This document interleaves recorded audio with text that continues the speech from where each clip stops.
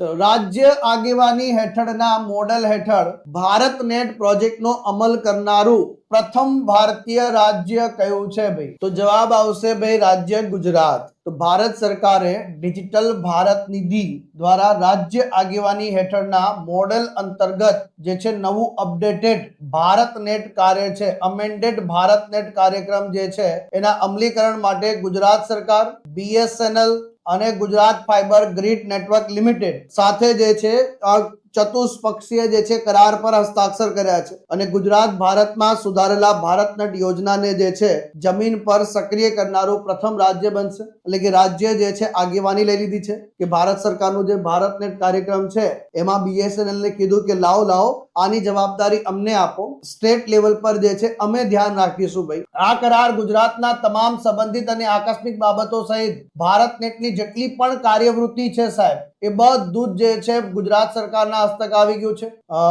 August 2023 ની અંદર જે છે ડિજિટલ ભારત નિધિ દ્વારા ભંડોળ પૂરું પાડવા માટે જે છે અમેન્ડેડ ભારત નેટ કાર્યક્રમ જે છે એને મંજૂરી આપવામાં આવી હતી સાહેબ.